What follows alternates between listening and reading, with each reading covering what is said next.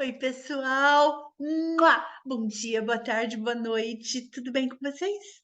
Já vou começar aqui dizendo que hoje nós estaremos dando sequência a um pouco mais de humor, certo? Já avisamos no nosso programa passado e agora a gente já está retomando o aviso para que vocês não se esqueçam.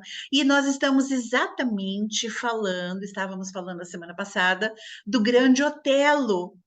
E a Bia vai dar continuidade logo após, obviamente, né, os seus cumprimentos de praxe a esse gigante né, do humor brasileiro. Antes eu tenho um recadinho da Van, ainda está com problema na internet, então ela pede desculpas, deixa um beijo para todo mundo e agora eu passo a palavra, obviamente, para nossa queridíssima Bia. Eu já vou dar um oi rápido, assim, né? Oi, pessoal, tudo bem? Vamos começar então. Já deu, já começamos assim, né? No 220. Começamos assim. Como eu falei na semana passada, né? Como nem tudo são mar de rosas, a vida aí do Grande Otelo teve algumas tragédias aí que vidas não têm, né? Vida Vidas não tem. é a vida sendo vida. Então, aí vamos comentar um pouquinho. Seu pai, infelizmente, morreu. Nossa Senhora, morreu esfaqueado. E a mãe era alcoólatra. Quando ele já era um ator aí consagrado, a sua mulher, ela cometeu suicídio logo após matar com veneno seu filho de 6 anos de idade, que era então enteado aí do ator. Grande Otelo vivia em Uberlândia quando conheceu uma companhia de teatro, né, Mambembe, e fugiu com eles, com o consentimento óbvio aí do diretor, da diretora do grupo, Abigail Parecis, que o levou para São Paulo. Ele Só para voltou. Pode falar, Mar. só para pegar, Bia, um gancho, Mambembe, para quem não sabe, é aquele tipo de teatro itinerante, né? A gente já viu isso em outros programas, mas só lembrando, o teatro e o circo, no começo dos anos 30, 40, ele ainda era muito misturado, né? Todo circo tinha grandes espetáculos teatrais. E alguns circos que eram menos mambembes, eram mais fixos, tinham até novela. Toda noite você ia ao circo para ver aquela novela se desenrolando no palco. Olha que chique. Olha que interessante, né? Olha que interessante. Do mesmo jeito que hoje você vê pela TV, você ia ao circo para Pra assistir ver. a novela se Olha. desenrolando.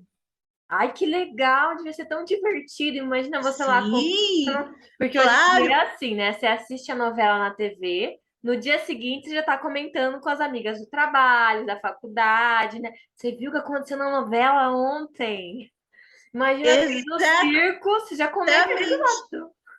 Você ia ao circo, a novela se passava ali, logo depois do jantar, porque as cidades eram menores, né? Então você chegava facilmente no local e aí você se sentava ali, as famílias se sentavam e a situação acontecia ali, Ai, né? que Eram divertido. pequenos espetáculos de teatro que davam sequência a outros. O que é uma novela, né? Ia passando, passando, é bem bacana, bem bacana. Nossa, que legal. Mas voltando então aqui, ele foi para São Paulo junto com esse, né, Teatro Mambembe. E ele voltou aí a fugir, né, daí, mas acabou no juizado de menores, onde ele ficou até ser adotado aí pela família do político Antônio de Queiroz. Otelo então estudou, né, no Liceu Coração de Jesus até a terceira série ginasial, né, que é o nosso querido ensino médio hoje em dia. Exatamente. E olha, veja, antigamente as pessoas estudavam bem menos, né? Porque o acesso à escola era bem mais difícil. Porém, elas liam muito mais do que hoje, né? Elas tinham uma capacidade de leitura, mas olha só, ele participou na década de 1920 da Companhia Negra de Revistas. que tinha Pixinguinha como maestro. Me desculpem, eu sei que hoje a gente não usa o termo negro e sim preto, porém a gente não vai mudar o nome próprio porque isso é histórico. Então, o nome dado foi Companhia Negra de Revistas. E a gente não vai mudar, a gente faz questão de manter o nome próprio dado naquele período, né? E ele tinha o Pixinguinha como maestro. E foi em 1932 que ele entrou para a Companhia Jardel Gércoles, um dos pioneiros do teatro de revista. Nessa época, ele ganhou o apelido de Grande Otelo, lembrando que Otelo é um personagem satírico de Shakespeare, Exatamente. não é? E em 1942 ele participou do filme It's All True, É Tudo Verdade, de Orson Welles. O intérprete e diretor norte-americano Orson Welles considerava Grande Otelo o maior ator brasileiro do período. Para quem não sabe quem foi Orson Welles, eu vou refrescar a memória. Se vocês derem, como a gente diz hoje em dia, né? Dá um Google aí que você acha, Exatamente, dá um Google. né? Dá um Google aí que você acha. Então, se vocês derem um Google, queridos ouvintes, vocês vão notar que Orson Welles, ele era um radialista famoso nos Estados Unidos nesse período, né? Anos 20, 30, 40. E ele tentou fazer uma brincadeira na qual ele narrava pela rádio, na época não havia televisão, ele narrava pelo rádio uma invasão alienígena. Então ele começa, senhores, eu sou obrigado a informar-lhes que nós estamos sendo invadidos por marcianos. Os homens de Marte chegaram à Terra, estamos sendo invadidos, eu escuto daqui da rádio eu escuto. Meu Deus, eles estão chegando. Sabe o que foi que aconteceu?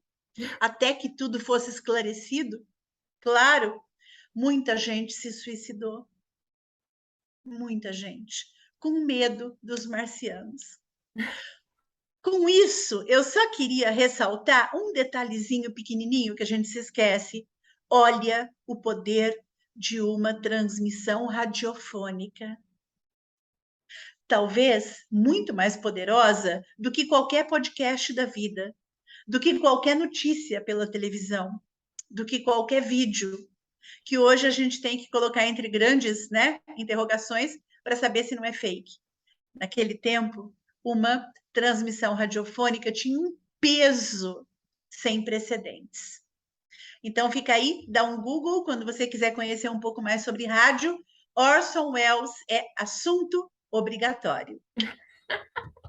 Ai, gente, brincadeira, meu Deus do céu. Net cênicas é cultura, viu, pessoal? Me bota cultura aí, né? Põe cultura nisso, que nós aqui a gente se informa.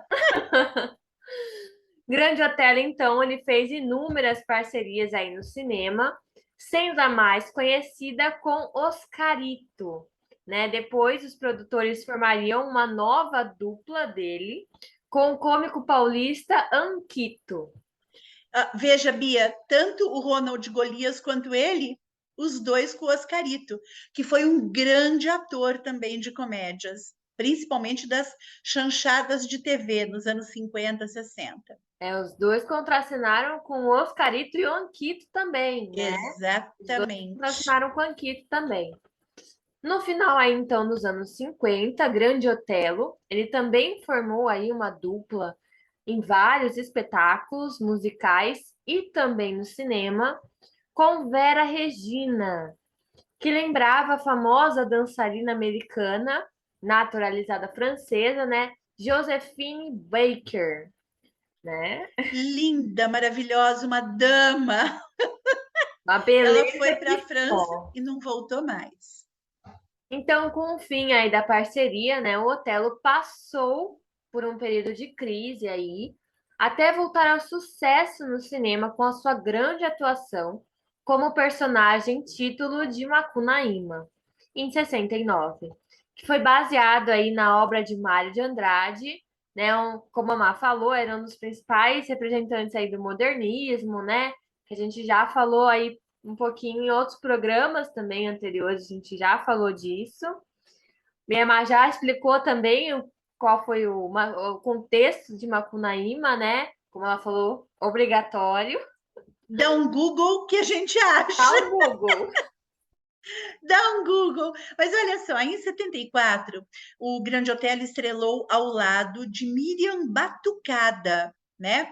Uma sambista fantástica, Miriam Batucada.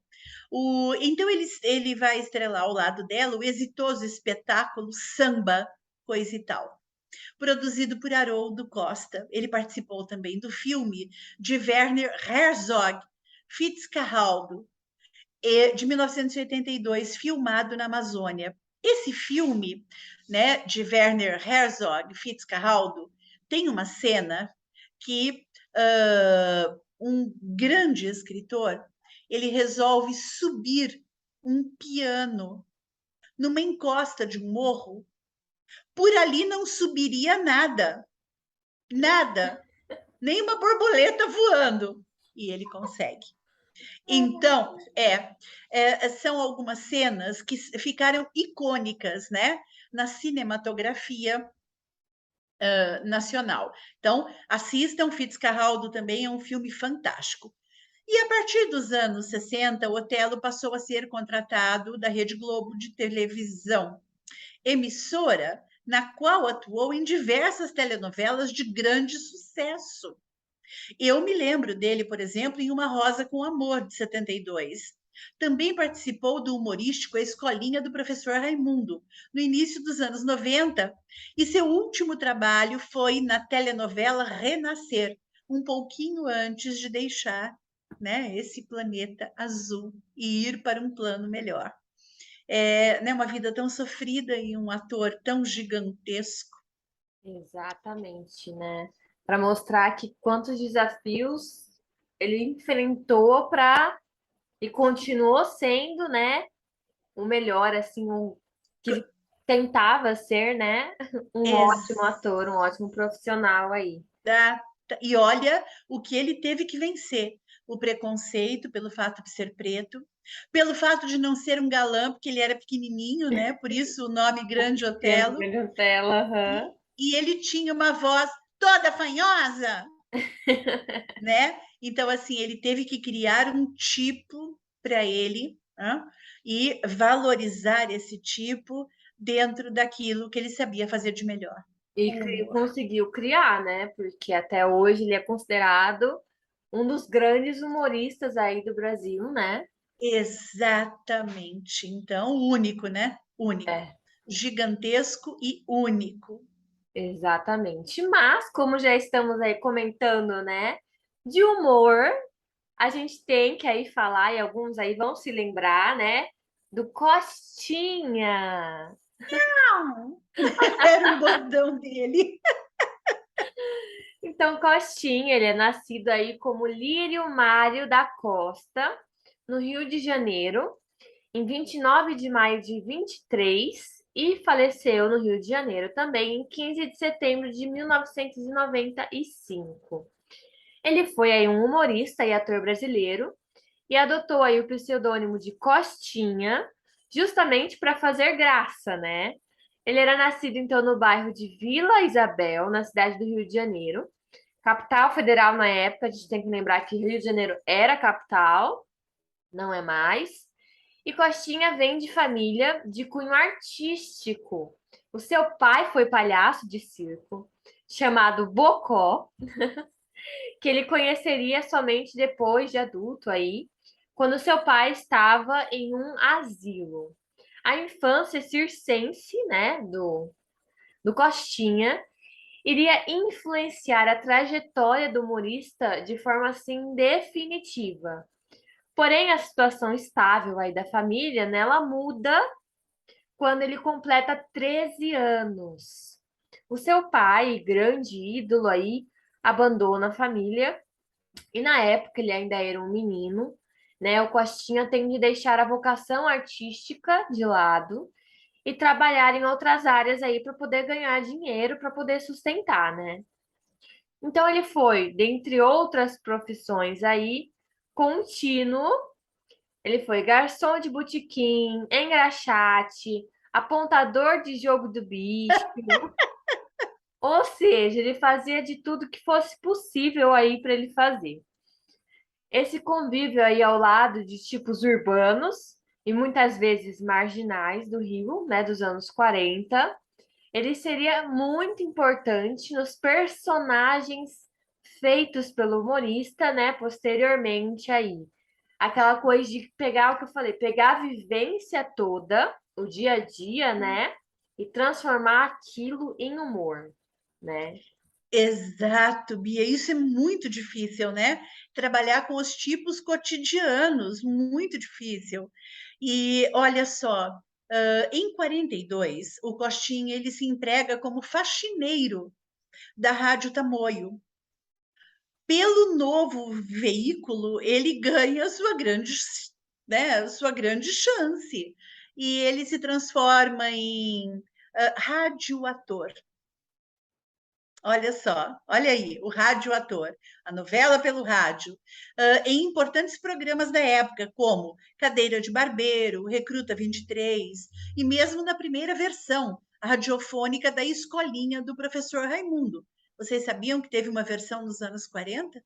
Olha só, né? Então a gente já tem três: a primeira radiofônica, a segunda pelo Chico Anísio e a terceira, essa que a gente conhece melhor agora, né?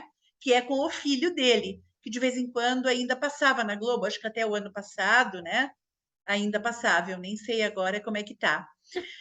Mas olha só que bacana, ele fez parte do elenco, o Costinha, de grandes emissoras como a Record e também a emissora Mairink Veiga, que também foi rádio. Ele foi ainda cômico no teatro de revista, tanto em São Paulo como no Rio de Janeiro.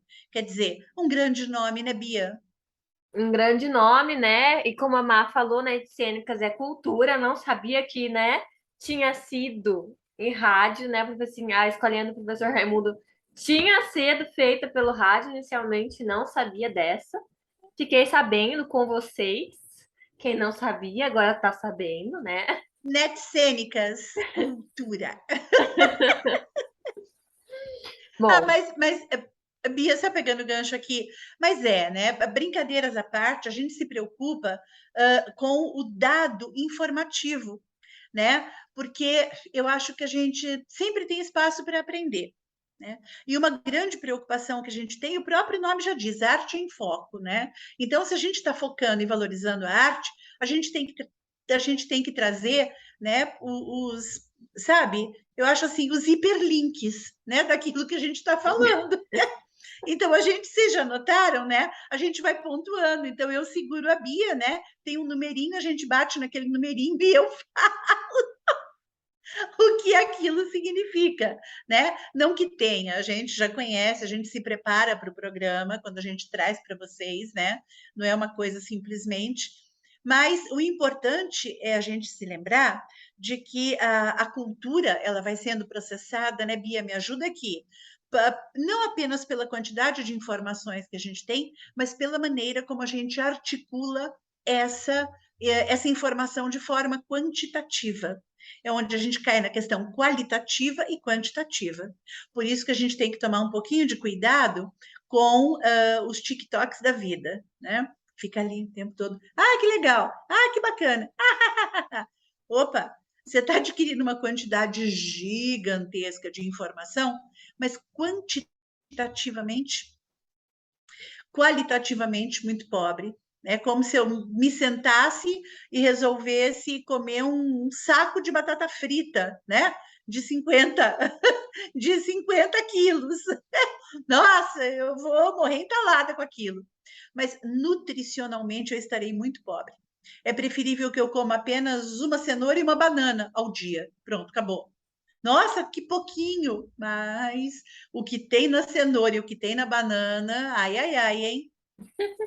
Uma cenoura, uma banana e uma maçã, nossa, levanta um defunto, né? De tão rico que é, né? De tão ricos que são esses alimentos, por exemplo. Então, a gente tem que parar para pensar também em termos informativos, né? Na questão quantitativa e na questão informativa. Já falei, Bia, chega, me cala. Ai, mas é sempre bom falar, né? Que a gente traz informação e cultura e de Ex- qualidade, né? exatamente. Bom, em seguida, então, aí ele se tornaria um astro nacional pelas piadas obscenas e pelas famosas imitações de bichinha, né? Desculpa o termo, não é que era como era na época, né? Não é. Exatamente, nós estamos mantendo. Eu não teria como dizer, né, imitação de homoafetivos, não. Era bichinha, era o termo usado por ele, pelo Costinha, nesse período. Então, nós colocamos entre grandes aspas, certo, Bia? E Certo. utilizamos na íntegra, sim, porque politicamente correto é muito importante, porém, ele não pode suprimir a história. História é história, né? Então, o que eu não posso é pegar esse termo e aplicar hoje, mas eu não posso mudar o termo que foi usado no passado. História tem que ser respeitada.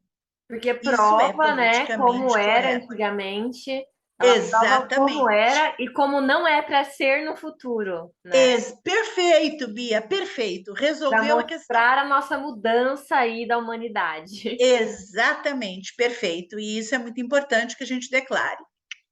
Bom, então aí o Costinha ele fez diversas propagandas aí, incluindo as loterias do Rio de Janeiro, né, onde chegou a ser dirigido pelo cinematovista Cacá Diegues, né? Cinema novista. Por quê? Porque o cinema ele estava passando por uma época, né, de grandes controvérsias. E o Cacá Diegues, ele na época era um diretor novo, com novas ideias, né? Tinha uma linguagem diferenciada, tinha estudado semiótica, né? Então nós estávamos saindo da chanchada, né, até agora Golias, Otelo, o próprio Costinha e tudo mais, estávamos saindo da chanchada para um cinema mais reflexivo, mais intenso.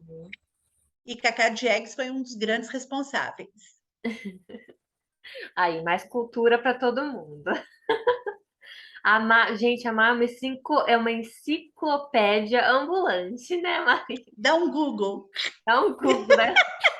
É uma enciclopédia. Oi, Ave enciclopédia, Maria, gente. não, não, nada disso. Vivi, só vivi. Bom, então aí ele lançou a série de discos de humor nos anos 70 e 80, denominada O Peru das Festas e As Proibidas do Costinha, pelo selo Pelo CID, CID. né? Pelo CID. No cinema, a sua participação foi intensa desde os anos 50. A sua primeira participação foi então em Anjo do Lodo, de Luiz de Barros. O filme foi a segunda adaptação do livro, né, Luciola, de José de Alencar, às telas aí televisivas. Ele voltaria então às ordens de Lulu de Barros em O Rei do Samba, que é uma biografia do lendário sambista Sinhô, né? Nossa, fantástico! Essa lembrança é ótima, Bia. E ele também desempenhou papéis secundários e pontas de chanchadas, né? Com atores importantes da época, como Wilson Grey, Wilson Viana e tantos outros daquela geração. A produtora dominante da época era a Atlântida. E ela tinha astros cômicos como, olha aí, o Oscarito de novo, e diretores como Carlos Manga. Já a secundária, mas não menos importante, Herbert Richards, apontava outros nomes da época, como Anquito, que já falamos dele, olha ele aí, e em realizadores como Vitor Lima, J. Betanco.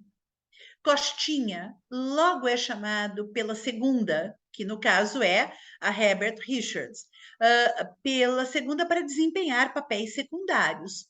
Às vezes conseguia ser bandido, de pernas para o ar, ele foi bandido. Um Aspone, do Carlos Imperial, em Garota Enxuta. Ou mesmo um fotógrafo de jornal, é de Chua. Outros filmes do período da época são feitos ao lado de Zé Trindade. Zé Trindade era um tipo meio matuto, né? Também cômico. Então, assim, quando a gente olha, né, a biografia desse povo todo, a gente tem que tirar o nosso chapéu, porque eles passaram por muito para chegar até lá.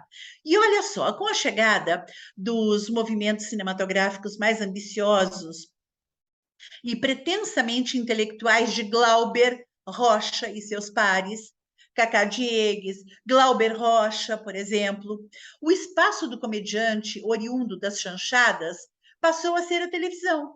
É aquilo que a gente acabou de falar, né? O cinema ele ganha um aspecto um pouco mais, né? Ganha maior notoriedade, os temas mais reflexivos, né? A chanchada deixa de existir no cinema e ela vai para a TV, onde os grandes programas de auditório, etc. e tal, assumem, né, esses grandes comediantes. Nos anos 60, pouquíssimas comédias ou filmes populares foram feitos no Brasil, comparados com a década anterior, com exceção de Mazzaropi, como a gente já viu. Mazzaropi se manteve fiel, e em 60 ele produz muita coisa, né? Uma exceção, a gente pode dizer, né, é um ciclo de fitas policiais e Nazi exploitation. Os carrascos estão entre nós. Porém, nomes como Oscarito, Grande Otelo, Anquito, se viram mais uma vez sem o meio cinematográfico e sem o estrelato de antes. No caso do Costinha, seu início na televisão ocorreu por meio da antiga TV Excelsior, Canal 9. Então, assim, com o cinema novo, claro, esse povo perde espaço. No entanto, eles são absorvidos pelas telinhas, né? Como a gente chama, telona do cinema, telinha da Telinha da TV. TV. É exatamente o que a Má falou, né? Nos anos 60, como tem essa mudança aí no cinema, ela acaba virando mais introspectiva, uma coisa mais reflexiva, né? Mas Isso. nos anos 70, eles trazem aí os velhos comediantes de volta às telas, obviamente.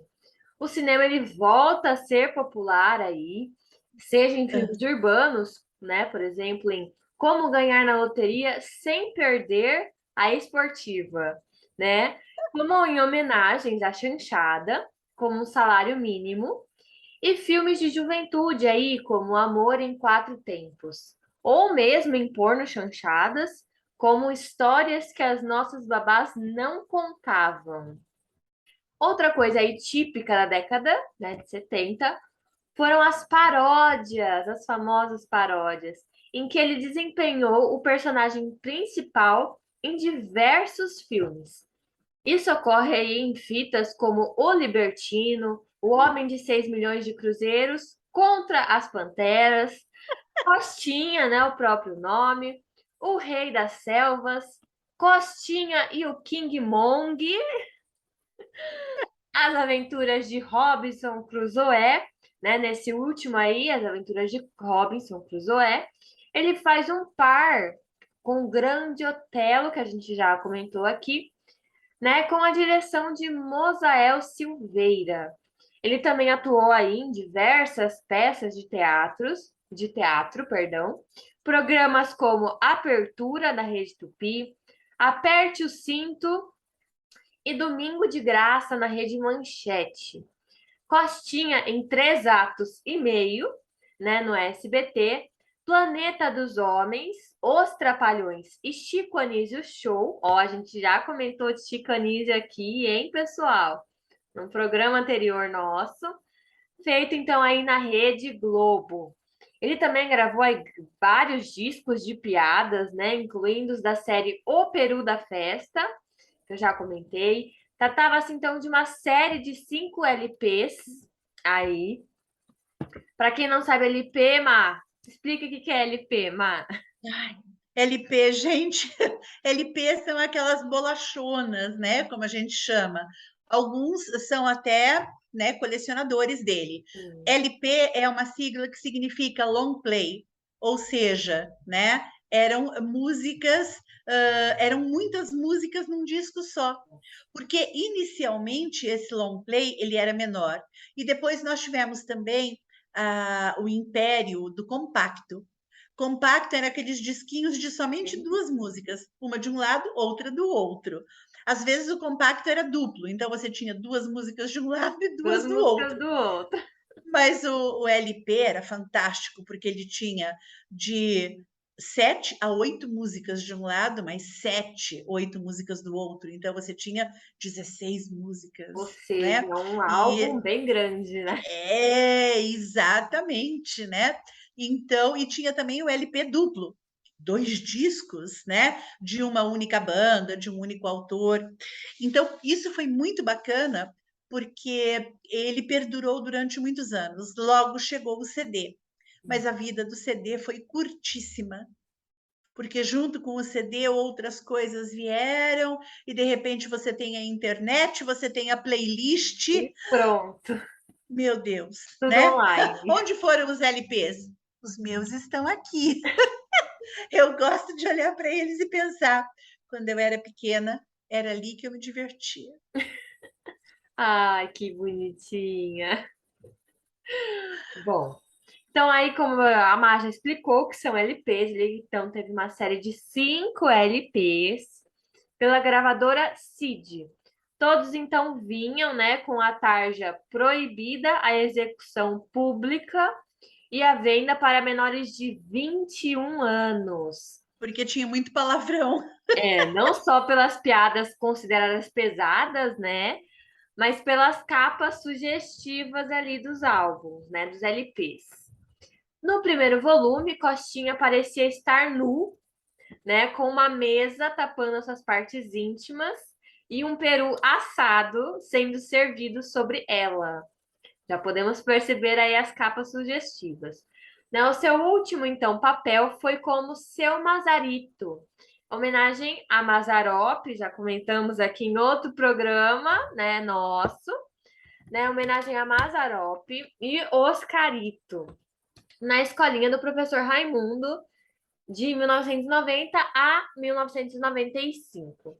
Em 4 de setembro de 95, Costinha deu entrada então aí no Hospital Pan-Americano, no Rio de Janeiro, com falta de ar, vindo a falecer aí, né, no dia 15 do mesmo mês, aos 72 anos de idade, de enfisema pulmonar. Ele foi enterrado então no cemitério de São João Batista, no Rio de Janeiro, e ele foi casado com Irane Pereira da Costa, com quem ele teve aí 4 filhos biológicos e adotou outros 3, né?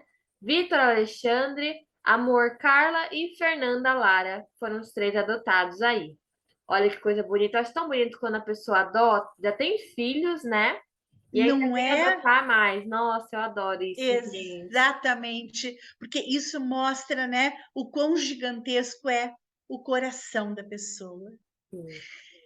Mas chegamos ao fim de mais um programa. Aqui eu me despeço de vocês, dizendo que para o próximo, vocês nem imaginam, mas a gente vai começar com a dama da TV brasileira.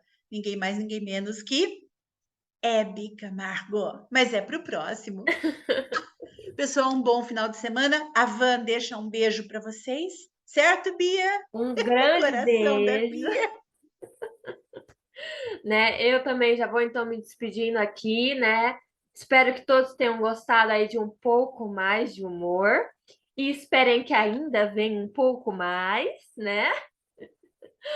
Um grande beijo, pessoal, e até o próximo programa. Tchau, tchau.